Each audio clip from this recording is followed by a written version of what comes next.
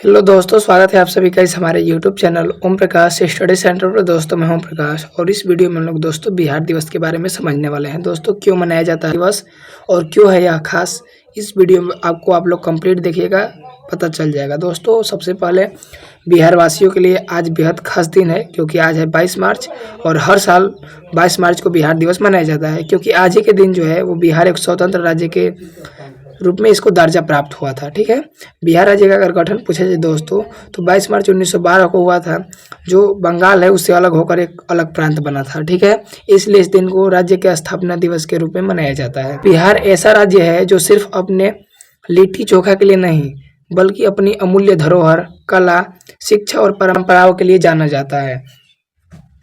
22 मार्च को बिहार दिवस मनाया जाता है जो इस गौरवशाली भूमि की ऐतिहासिक यात्रा की याद दिलाता है। ठीक है, और 1912 में इसी दिन बिहार को बंगाल से अलग कर एक स्वतंत्र राज्य घोषित किया गया था। ठीक है, और इस राज्य ने नालंदा विश्वविद्यालय से लेकर छठ पूजा, मधुबनी चित्रकला से लेकर मखाने की भारत की संस्कृति को समृद्ध किया है। ठीक है, और यह सिर्फ बिहारियों के लिए नहीं बल्कि पूरे भारत के लिए गौरव का दिन है। ठीक है, और अगला आइए जाने बिहार की उन धरोहर जो आज राज्य की पहचान के लिए मिसाइल बन गए हैं। पहला है मधुबनी चित्रकला। दोस्तों इसका संबंध जो है बिहार से है और एक परंपरा के अनुसार रामायण से चली आ रही है। ठीक है, माना जाता है कि मधुबनी या मिथिला चित्रकला की शुरुआत रामायण काल में राजा जनक द्वारा राम सीता विवाह के अवसर पर करी गई थी और यह कला प्राकृतिक रंगों से बनाई जाती थी जिसमें बांस की लकड़ी, उंगलियों और माचिस की तीलियां का उपयोग किया जाता था। यह सिर्फ बिहार ही नहीं बल्कि नेपाल के कुछ हिस्सों में भी प्रचलित है।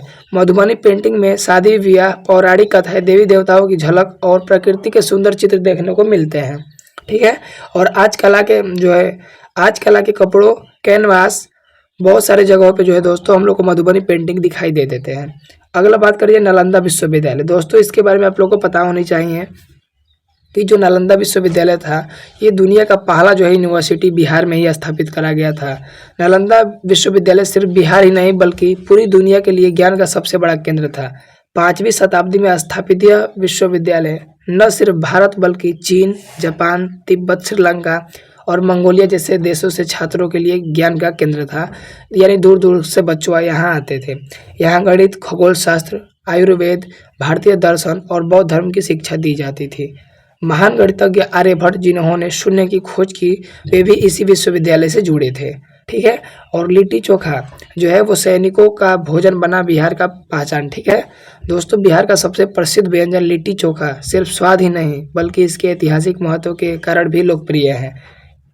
इसकी शुरुआत मगध साम्राज्य में हुई थी और यह सैनिकों का मुख्य भोजन था क्योंकि इसे बनाना और पैक करना आसान था। 1857 के जो है विद्रोह में भी तात्या टोपे और रानी लक्ष्मीबाई के सैनिक इसे खाते थे। सत्तू से भरी यह लिट्टी और बैगन आलू से चोखे का मेले का स्वाद अनोखी कला का उदाहरण है। आगे बात करिए मखाना। दोस्तों मखाना जो है वो बिहार का सुपरफास्ट जो पूरी दुनिया में मशहूर है।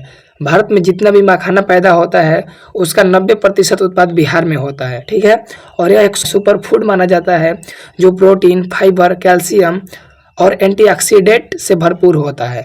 मखान की खेती मुख्य रूप से मल्लाह समुदाय के लोग करते हैं और यह बिहार की प्रमुख आर्थिक फसल भी है।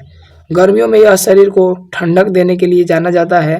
ठीक है दोस्तों, छठ पूजा के बारे में बात करिए दोस्तों तो सूर्य की उपासना का सबसे बड़ा पर्व है।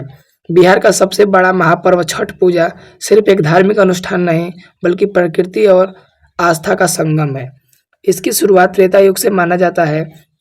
माता सीता और द्वापर युग में द्रौपदी द्वारा सूर्य देव की पूजा से मानी जाती है।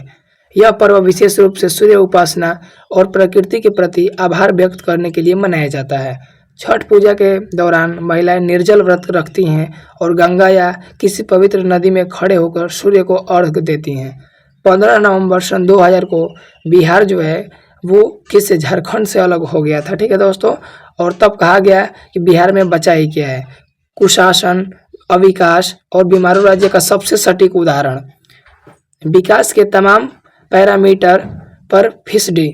बिहार का मतलब एक ऐसी अंधेरी दुनिया जहां सवेरा होने की आहट भी दूर दूर तक नहीं थी, लेकिन बिहार का सौभाग्य रहा कि वो अपने बलबूते यह मुकाम हासिल कर लिया है।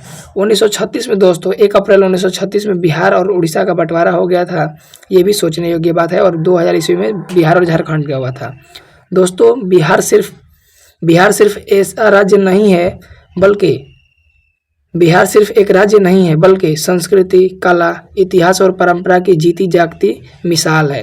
यह नालंदा की शिक्षा हो या मधुबनी कला, छठ पूजा की भक्ति हो या लिट्टी चोखा का स्वाद, बिहार हर क्षेत्र में अपना छाप छोड़ता आया है। ठीक है दोस्तों, तो ये थे वीडियो।